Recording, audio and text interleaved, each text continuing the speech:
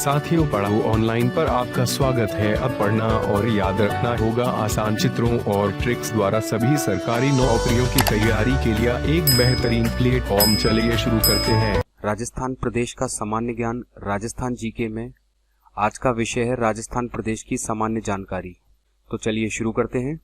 1800 ईस्वी में George Thomas ने सबसे पहले राजस्थान क्षेत्र को राजपूताना नाम दिया था और विलियम फ्रैंकलिन ने 1805 ईस्वी में military memoirs of mister George Thomas नामक पुस्तक लिखी थी, जिसमें उन्होंने कहा था कि जॉर्ज थॉमस ही संभवतः ऐसे पहले व्यक्ति थे जिन्होंने राजस्थान के भूभाग के लिए राजपूताना शब्द का प्रयोग किया था। वाल्मीकि ने राजस्थान प्रदेश को मरुकांतर कहा है और राजस्थान शब्द का प्राचीनतम उपयोग राजस्थान आदित्य विक्रम संवत 682 में उत्कीर्ण बसंतगढ़ सिरोही के शिलालेख में मिलता है। उसके बाद मुहनतोड़ नैनसिंह की ख्यात के राजरूपक में राजस्थान शब्द का प्रयोग मिलता है। राजस्थान शब्द का प्रथम बार उपयोग 1829 ईस्वी में कर्नल जेम्स टॉड थे, उन्होंने अपनी पुस्तक the annals and antiquities of Rajasthan में किया था और कर्नल जेम्स टॉड ने ही राजस्थान को the central and western Rajput states of India भी कहा था और जेम्स टॉड ने ही राजस्थान को रजवाड़ा अथवा रायथान नाम भी दिया था और कर्नल जेम्स टॉड को राजस्थान के इतिहास के लेखन का पितामह माना जाता है। इन्होंने घोड़े पर घूम घूमकर राजस्थान के इतिहास के बारे में लिखा, अतः इन्हें घोड़े वाले बाबा भी कहा जाता है।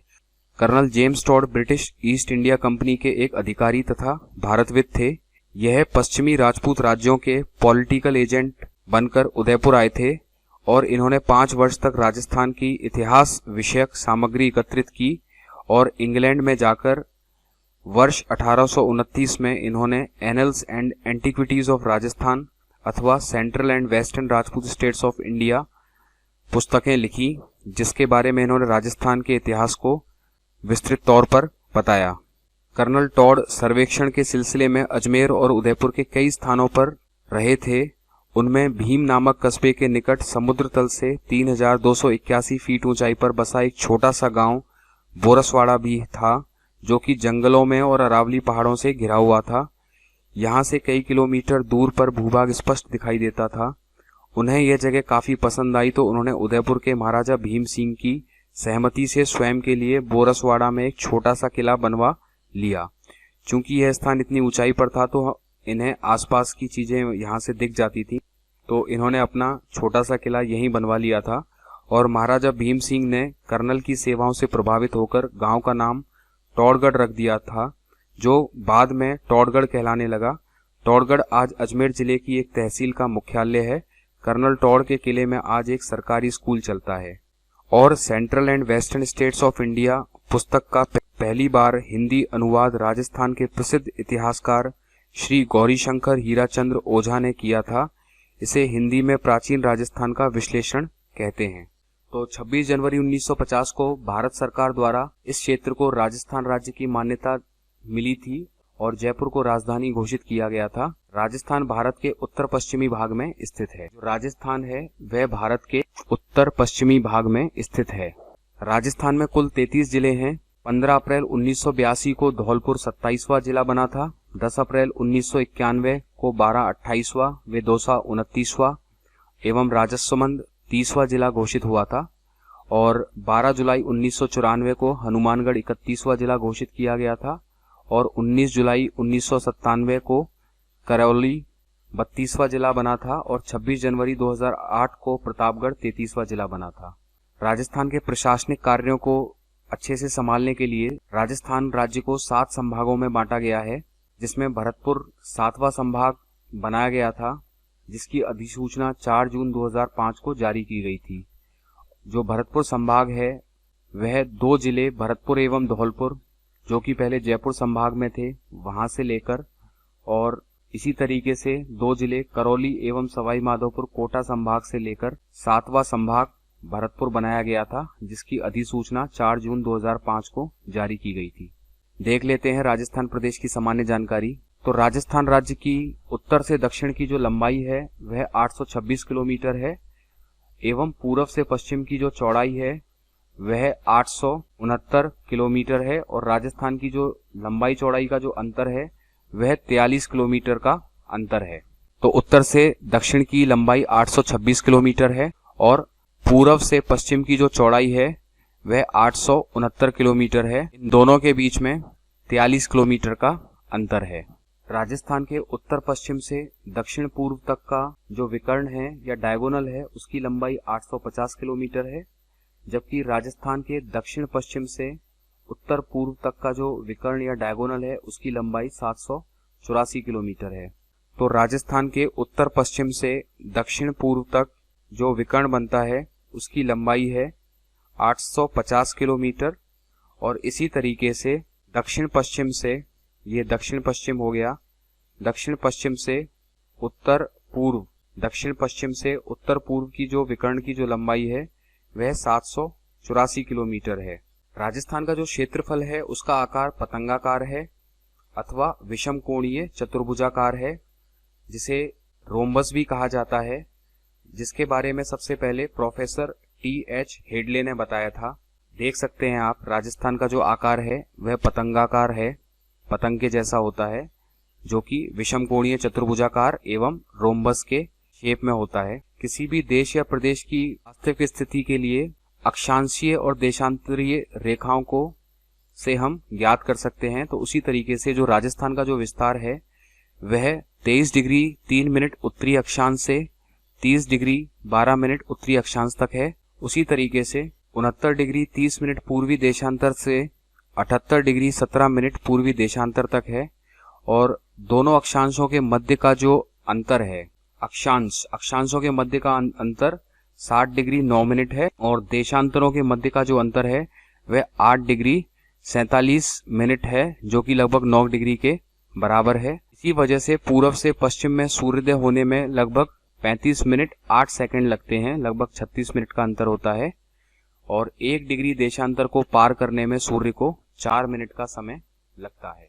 तो राजस्थान की जो स्थिति है वह उत्तरी अक्षांश पर 23 डिग्री 3 मिनट से 30 डिग्री 12 मिनट है। इन दोनों अक्षांशों के बीच का जो अंतर है वह 60 डिग्री 9 मिनट है। इसी तरीके से पूर्वी देशांतर पर 69 डिग्री 30 मिनट से लेकर 78 डिग्री 17 मिनट तक प्रदेश का विस्तार है, जिनके बीच लगभग 8 डिग्री 47 मिनट का अंतर है। ये देख सकते हैं, उत्तरी अक्षांश 23 डिग्री 3 मिनट से 30 डिग्री 12 मिनट और पूर्वी देशांतर 69 डिग्री 30 मिनट से 78 डिग्री 17 मिनट पूर्वी देशांतर। तो इस स्थिति में राजस्थान प्रदेश की स्थिति आती है। तो समझ लेते हैं ये अक्षांशीय और देशांतरी रेखाएं क्या होती हैं। अक्षांशीय रेखाओं को लैटिट्यूड लाइंस भी कहते हैं और देशांतरी रेखाओं को लॉन्गिट्यूड लाइंस भी कहते हैं। यह जो अक्षांशीय और देशांतरी रेखा होती हैं, यह पृथ्वी की ऊपरी सतह के सरल व सटीक अध्ययन के लिए इस पर कुछ काल्पनिक रेखाएं खींची गई होती हैं। तो ये एक तरह की काल्पनिक रेखाएं होती हैं। जो अक्षांशीय रेखाएं होती हैं, इन्हें पृथ्वी के दोनों ध्रुवों के समांतर, उत्तरी ध्रुव और दक्षिणी ध्रुव दोनों के समांतर वृत्ताकार रूप में खींचा जाता है। तो एक सर्किल के फॉर्म में इनको खींचा जाता है, समांतर खींचा जाता है। ग्लोब पर अक्षांशों की जो कुल संख्या होती है वह 181 होती है और पृथ्वी पर 0 डिग्री अक्षांश सबसे बड़ा अक्षांशीय वृत्त बनता है। तो 0 डिग्री पर सबसे बड़ा सर्किल बनता है या अक्षांशीय वृत्त बनता है। पृथ्वी की सतह के बीचों बीच स्थित होने के कारण इसे भूमध्य रेखा कहते हैं। तो जो पृथ्वी के बीचों बीच है, इस लाइन को भूमध्य रेखा कहते हैं। और यह भूमध्य रेखा पृथ्वी को 2 गोलार्धों, उत्तरी गोलार्ध और दक्षिणी गोलार्ध में बांटती है। ये जो रेखा है पृथ्वी को 2 भूभाग में बांट देती है। ये वाला उत्तरी गोलार्ध है और ये वाला दक्षिणी गोलार्ध है।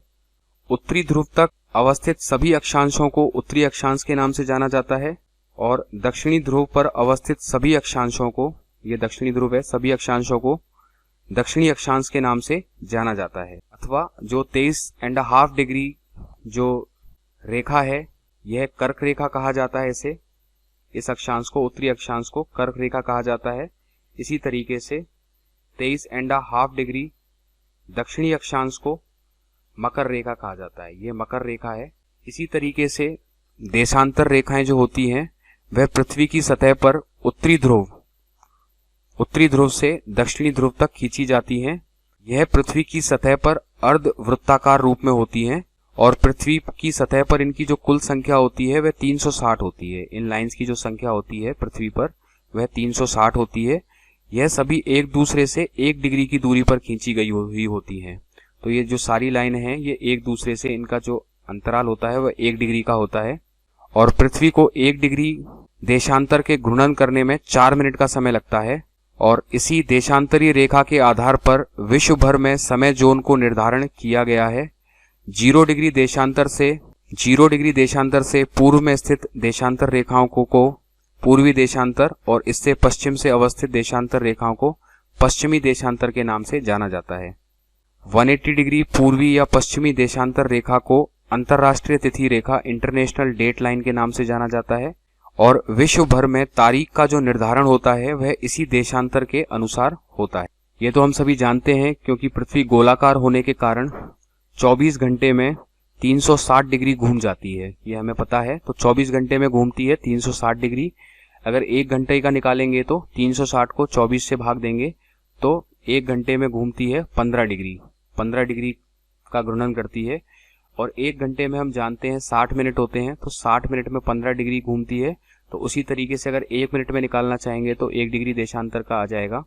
अगर 60 को 15 से भाग कर देंगे तो 1 डिग्री देशांतर की दूरी तय करने में लगभग 4 मिनट का समय लगता है। तो हमें ध्यान रखना है कि 1 डिग्री देशांतर में 4 मिनट का समय होता है।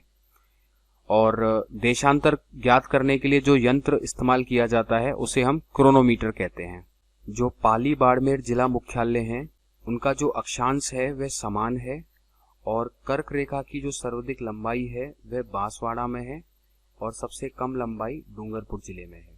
यह कर्क रेखा है, इसकी सर्वाधिक जो लंबाई है वह बांसवाड़ा में है और इसके अलावा जो कम लंबाई है वह डूंगरपुर जिले में है। तो राजस्थान में कर्क रेखा की जो लंबाई है वह 26 किलोमीटर है। तो राजस्थान में कर्क रेखा की जो लंबाई है वह 26 किलोमीटर है, जो कि अधिकतम बांसवाड़ा में है और उससे कम डूंगरपुर से होकर गुजरती है। ये राजस्थान का अधिकांश पश्चिमी तथा उत्तरी पूर्वी भाग टैथिस महासागर का अवशेष माना जाता है। जो मरुस्थलीय क्षेत्र है, जो रेगिस्तानी क्षेत्र है, उसे टैथिस सागर का अवशेष माना जाता है।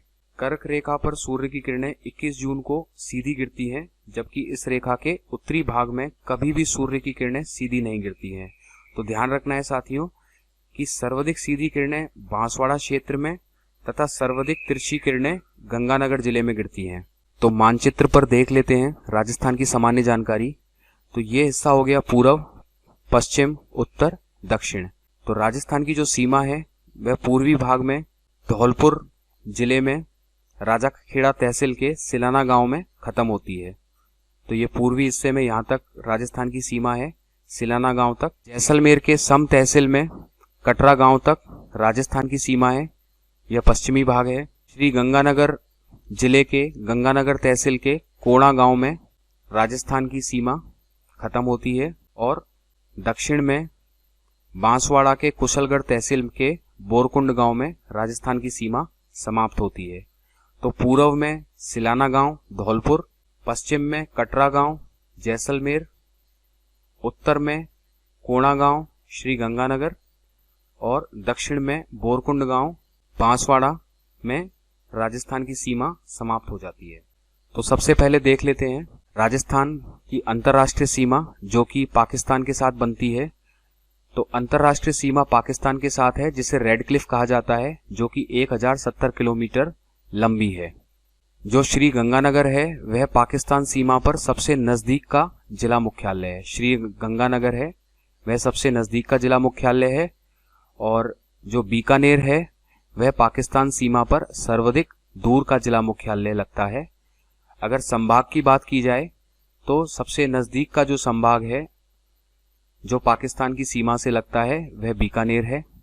राजस्थान के अजमेर और चित्तौड़गढ़ दोनों ऐसे जिले हैं जिनकी सीमा समाप्त होने के बाद पुनः दूसरे स्थान से शुरू होती है।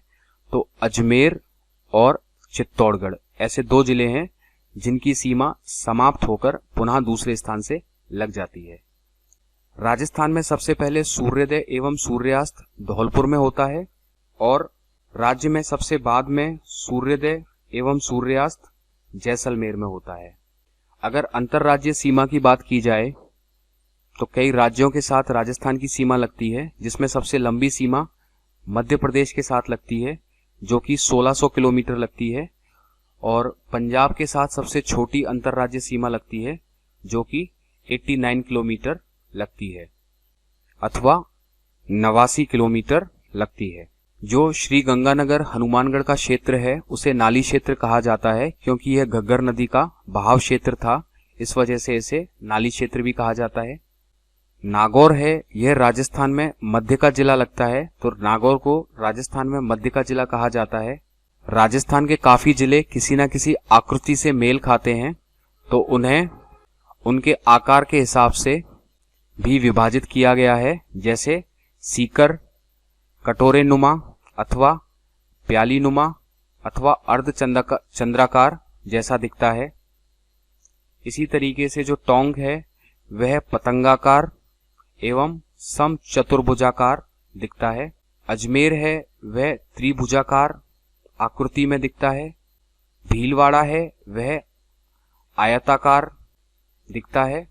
चित्तौड़गढ़ है वह घोड़े की नाल के समान दिखता है। महत्वपूर्ण है चित्तौड़गढ़ घोड़े की नाल के समान। इसी तरीके से राजसमंद है वह तिलक के समान दिखता है, और जो उदयपुर है वह ऑस्ट्रेलिया के समान दिखता है, और जो जालौर है वह व्हेल मछली के समान दिखता है। जालौर की जो आकृति है वह व्हेल मछली के समान है, बहुत इंपॉर्टेंट है। जोधपुर है उसकी आकृति मयूराकार है, मयूराकार आकृति है। इसी तरीके से जो जैसलमेर है वह सप्त बहुभुजाकार आकृति का है। जो मरु त्रिकोण है वह जोधपुर, जैसलमेर एवं बीकानेर है। तो जोधपुर, जैसलमेर और बीकानेर को मरु त्रिकोण कहा जाता है। तो ये थी राजस्थान की सामान्य जानकारी। तो आइए अब देखते हैं राजस्थान प्रदेश के पड़ोसी राज्य एवं देश कौन कौन से हैं। भारत देश का कुल क्षेत्रफल है वह 32,87,469 वर्ग किलोमीटर है, और राजस्थान का जो कुल क्षेत्रफल है वह 3,42,239 वर्ग किलोमीटर है अथवा 1,32,140 वर्ग मील है, जो कि भारत का कुल 10.41% अथवा 1/10 भाग राजस्थान में विस्तारित है। राजस्थान क्षेत्रफल की दृष्टि से देश का सबसे बड़ा राज्य है, और राजस्थान का जो क्षेत्रफल है वह लगभग जर्मनी के बराबर है, और राजस्थान की कुल स्थलीय सीमा का कुल जो परिमाप है, जो उसका मेजरमेंट है स्थलीय सीमा का, वह 5,920 किलोमीटर है। राजस्थान की अंतर्राष्ट्रीय सीमा का नाम रेड क्लिफ है, जो कि 1,070 किलोमीटर है, जो पाकिस्तान के साथ लगती है, और जो अंतर्राज्यीय सीमा है जो कि 5 राज्यों के साथ लगती है वह 4,850 किलोमीटर है। राजस्थान के ऐसे 8 जिले हैं, अजमेर, राजसमंद, दौसा, बूंदी, टोंक, नागौर, जोधपुर व पाली, वह ना तो अंतर्राज्यीय सीमा बनाते हैं और ना ही अंतर्राष्ट्रीय सीमा बनाते हैं। राजस्थान का पाली जिला सर्वाधिक 8 जिलों अजमेर, उदयपुर, सिरोही, जालौर, नागौर, राजसमंद, बाड़मेर, जोधपुर के साथ सीमा बनाता है। तो सबसे ज्यादा सीमा पाली जिला बनाता है, जो कि सर्वाधिक 8 जिलों के साथ सीमा बनाता है। चलिए मानचित्र पर देख लेते हैं। सबसे पहले अंतर्राष्ट्रीय सीमा पर देख लेते हैं। तो जो अंतर्राष्ट्रीय सीमा है वह पाकिस्तान के साथ लगती है, तो राजस्थान के 4 जिले पाकिस्तान के 9 जिलों को छूते हैं। तो जो सीमा का जो प्रारंभ होता है पाकिस्तान के साथ, वह श्री गंगानगर के हिंदूमल कोट से पाकिस्तान की सीमा का प्रारंभ होता है, और ये यहाँ से चलते हुए इसका जो अंत है वह बाड़मेर में जाकर पाकिस्तान की सीमा का अंत शाहगढ़ तहसील के भलगांव में हो जाता है। तो जो 4 जिले राजस्थान के पाकिस्तान की सीमा को छूते हैं वह हैं श्री गंगानगर, बीकानेर, जैसलमेर, बाड़मेर। सर्वाधिक लंबी सीमा बनती है जैसलमेर के साथ, जो कि 464 किलोमीटर है। इसके साथ सबसे लंबी सीमा बनती है, और सबसे कम न्यूनतम सीमा बनती है वह बीकानेर के साथ बनती है, जो कि 168 किलोमीटर है, और श्री गंगानगर के साथ 210 किलोमीटर की सीमा है, और बाड़मेर के साथ 228 किलोमीटर की सीमा है। तो 210, 168, 228, 464 यह सब मिलाकर हो जाता है 1070 किलोमीटर की जो सीमा है राजस्थान की, वह पाकिस्तान के साथ लगती है, जो कि पाकिस्तान के 9 जिलों को छूती है। वह 9 जिले हैं बहावलनगर, बहावलपुर, रहीम यार खान, घोटकी, सुकुर, खैरपुर, संघर, अमरकोट, थारपारकर। यह पाकिस्तान के 9 जिले हैं जो राजस्थान के 4 जिलों को छूते हैं। ये तो थी अंतर्राष्ट्रीय सीमा। अब देख लेते हैं अंतर्राज्यीय सीमा। तो राजस्थान की जो अंतर्राज्यीय सीमा है वह देश के 5 राज्यों के साथ लगती है, जो कि गुजरात के साथ, मध्य प्रदेश के साथ, उत्तर प्रदेश के साथ, हरियाणा के साथ और पंजाब के साथ। तो सबसे पहले देख लेते हैं गुजरात के साथ। तो राजस्थान के 6 जिले गुजरात के 6 जिलों को छूते हैं। गुजरात के साथ 1022 किलोमीटर की सीमा राजस्थान की लगती है। जो न्यूनतम सीमा है वह बाड़मेर के साथ लगती है और गुजरात की जो सर्वाधिक सीमा है वह राजस्थान के उदयपुर के साथ लगती है। इसके अलावा 6 जिले जो गुजरात के जो राजस्थान के 6 जिलों को छूते हैं वह हैं कच्छ, बनासकांठा, साबरकांठा, अरावली, माहीसागर, दाहोद। तो यह गुजरात के 6 जिले हैं जो राजस्थान के 6 जिलों को छूते हैं। राजस्थान के 10 जिले मध्य प्रदेश के 10 जिलों को छूते हैं और मध्य प्रदेश के साथ राजस्थान की 1600 किलोमीटर की सीमा है।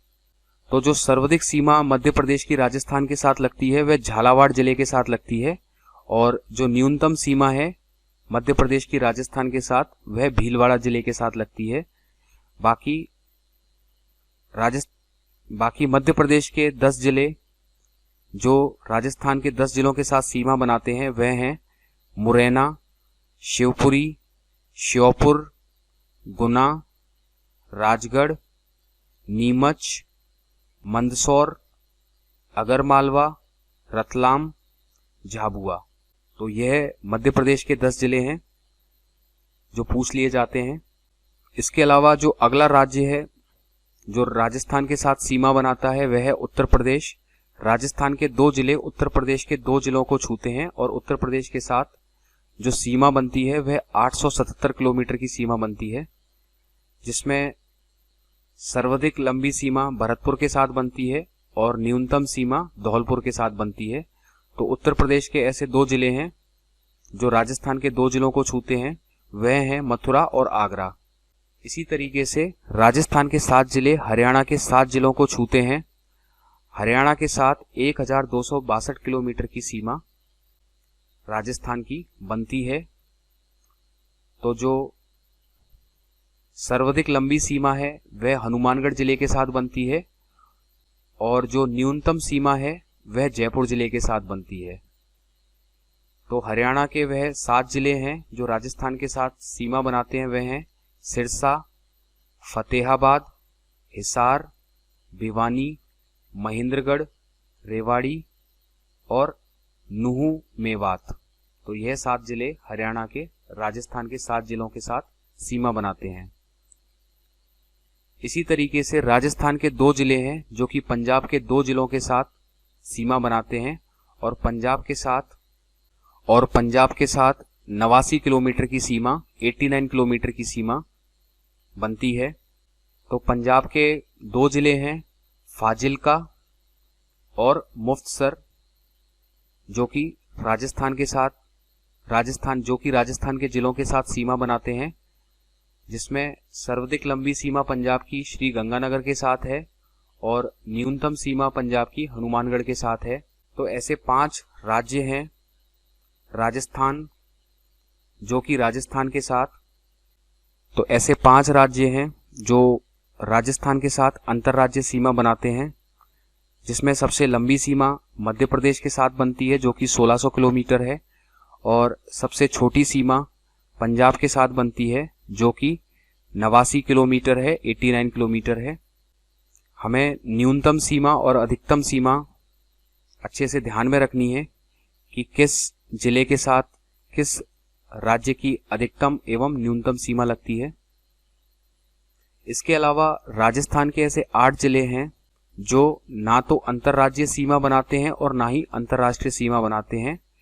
वह हैं अजमेर, राजसमंद, दौसा, बूंदी, टोंक, नागौर, जोधपुर और पाली। यह ऐसे 8 जिले हैं जो ना तो अंतर्राज्यीय सीमा बनाते हैं और ना ही अंतर्राष्ट्रीय सीमा बनाते हैं। बाकी साथियों, अगर अभी तक आपने हमारे चैनल को सब्सक्राइब नहीं किया है तो जल्दी से हमारे चैनल को सब्सक्राइब कर लीजिए। धन्यवाद। साथियों, प्लीज ज्यादा से ज्यादा लाइक करें, शेयर करें, सब्सक्राइब करें और बेल आइकॉन पे क्लिक करें जिससे आपकी कोई क्लास मिस न हो। पढ़ो ऑनलाइन आपका बहुत बहुत धन्यवाद।